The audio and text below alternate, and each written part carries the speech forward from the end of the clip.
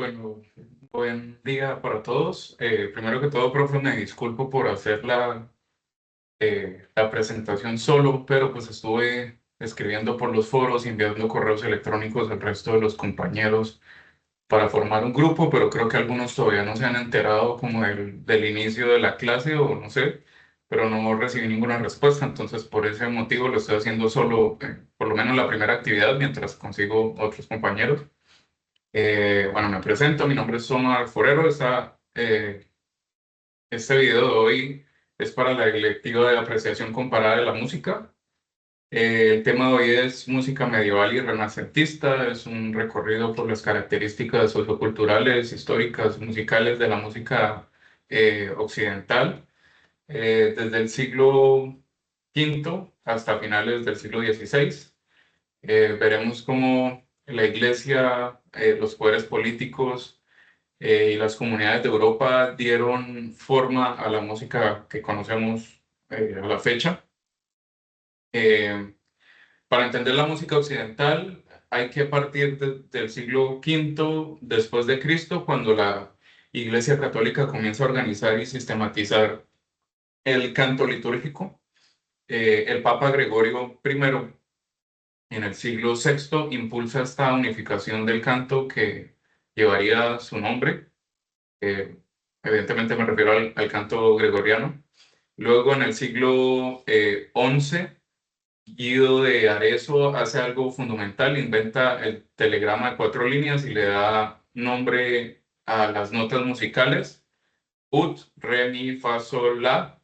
Eh, un salto adelante con la llegada de la imprenta en 1450 y la primera colección de música polifónica impresa en 1501 por Ottavio Petrucci. Eh, las partituras se convierten ya en patrimonio cultural de toda de toda la humanidad.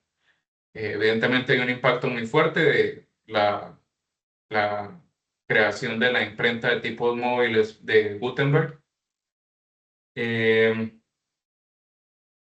El género musical más representativo de la Edad Media temprana es el canto gregoriano.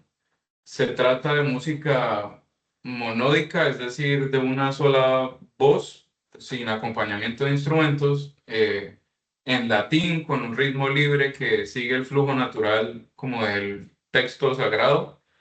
Su propósito era espiritual, era el canal sonoro entre los fieles y Dios. Dentro de las iglesias, el único instrumento permitido era el órgano de tubos. Pues el canto gregoriano unificó la práctica litúrgica en todo el imperio carolingio, y su espíritu contemplativo y austero sigue, digamos, vivo hasta el día de hoy en monasterios benedictinos y en todas partes del mundo. Eh, pero no toda la música medieval era religiosa. Paralelo al gregoriano existía una tradición musical eh, denominada profana, muy viva, protagonizada por los trovadores en el sur de Francia, los troveros en el norte y los mini singers en Alemania. Estos músicos cantaban sobre el amor cortés, las batallas, la vida cotidiana, acompañados de instrumentos como el laúd, la vihuela y la zanfona. Eh, esta corriente es muy significativa porque representa un proceso de resistencia cultural frente al monopolio musical de la iglesia, por eso pues eran considerados profanos. La música salió de los monasterios y llegó a las plazas, las cortes, las comunidades, convirtiéndose en el primer puente sonoro como entre los pueblos, ¿no? Era una forma de comunicación y de cultura entre los pueblos.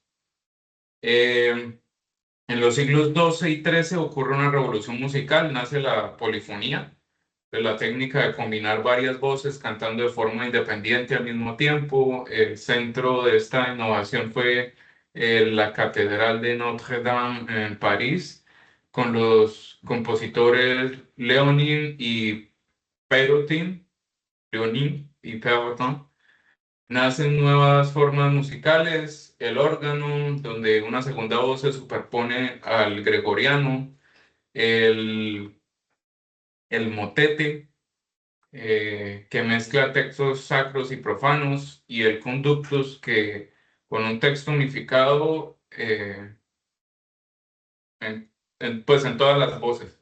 En el siglo XIV, con el movimiento conocido como Ars Nova, Guillaume de Machaut lleva la polifonía a una mayor como complejidad rítmica y expresiva. La polifonía transforma la música, entonces pasa de hablarle como de Dios en solitario para ser una expresión colectiva de toda la humanidad. Eh, El Renacimiento, cuando llegamos ya al Renacimiento, el humanismo pone al ser humano al centro del arte y la música, pues evidentemente iba a reflejar ese cambio. La polifonía vocal alcanza su máxima expresión con composiciones mucho más equilibradas, a cuatro y cinco voces, frecuentemente a capela, sin instrumentos, etc. En Italia nace el madrigal, una composición de nuevo, entre comillas, profana, que une música y poesía de forma expresiva. En Francia, la chanson.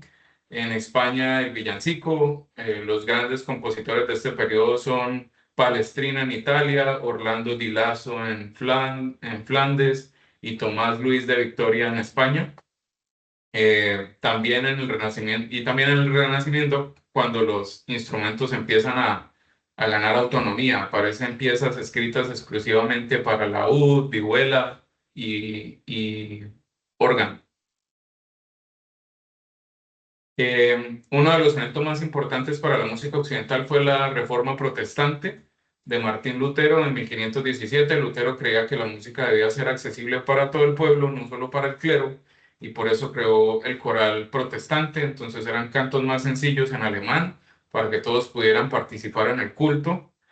La Iglesia Católica tuvo una resistencia y respondió con la Contrarreforma y el Concilio de Trento, que entre 1545 y 1563 se estableció que la música litúrgica debía tener texto claro, sin elementos profanos y estar completamente al servicio de lo sagrado.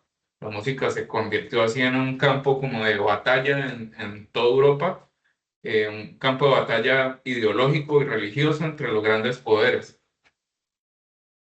Eh, En cuanto a los instrumentos de la Edad Media y el Renacimiento, fueron literalmente los canales de comunicación entre las comunidades y en el caso de la Iglesia, entre los fieles y lo divino. En la Edad Media encontramos los que ya he mencionado, el laúd, la zánfona, el arpa medieval, la chirimía y el órgano de tubos. El único instrumento aceptado por la iglesia es este último, el órgano de tubos. En el Renacimiento los instrumentos se organizan en familias, las violas eh, de gamba en distintos tamaños, el clavicémbalo, el laúd renacentista de 6 órdenes y las familias de flautas de pico. También aparecen instrumentos como la corneta, y el sacabuche, precursor de lo que ahorita llamamos el trombón. Estos conjuntos instrumentales renacentistas son el embrión de lo que más adelante se termina convirtiendo en la orquesta. A lo largo de este recorrido hemos visto dos grandes corrientes coexistir, la música sacra y la música profana. La música sacra era controlada por la iglesia, se interpretaba en latín en espacios religiosos, y su función era acercar al fiel a Dios. Sus géneros van del canto gregoriano al motete y la misa polifónica, y la música profana, por otro lado, era como la contraparte. En cambio, era impulsada por la nobleza y los pueblos, en lengua vernácula, en cortes, en plazas, con géneros como el madrigal, la chanson y las danzas. Estas dos eh, tradiciones no solo coexistieron, sino que de alguna manera se influyeron mutuamente de forma constante. Para concluir, la música medieval y renacentista no evolucionó en el vacío, cada transformación fue reflejo directo de un contexto histórico. La Iglesia sistematizó y controló la música durante siglos, convirtiéndola en una herramienta de fe y de poder, y la polifonía amplió esa expresión hacia lo colectivo. El Renacimiento devolvió la música como al ser humano, y la imprenta de tipos móviles de Gutenberg pues la democratizó. La reforma protestante la convirtió en arma política e ideológica, y los instrumentos básicamente fueron siempre parte, bueno, se convirtieron en parte de las comunidades, entre las clases sociales y entre los seres humanos, lo trascendente, por decirlo así. Dejo acá también al final las referencias bibliográficas de esa presentación. Muchas gracias a todos por su atención.